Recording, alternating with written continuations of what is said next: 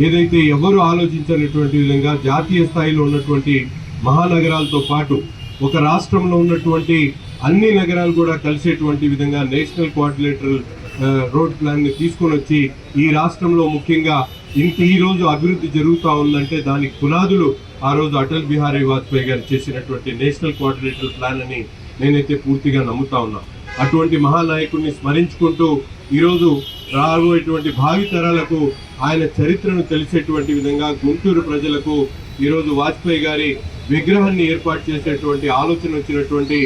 BJP అధిష్టానానికి కానీ అలాగే మిత్రులు ఉమాశంకర్ గారికి ప్రత్యేకమైనటువంటి ధన్యవాదాలు తెలుపుతూ తప్పకుండా అటల్ బిహారీ వాజ్పేయి గారి స్ఫూర్తితో రాబోయేటువంటి రోజుల్లో ప్రతి ఒక్క రాజకీయ నాయకుడు కూడా ఆయన ఇచ్చినటువంటి మార్గనిర్దేశంతో అందరూ కూడా పయనిస్తే తప్పకుండా భారతదేశం ప్రపంచంలో అగ్రగామి దేశంగా ముందుకు సాగేటువంటి అవకాశాలు ఉన్నాయని చెప్పి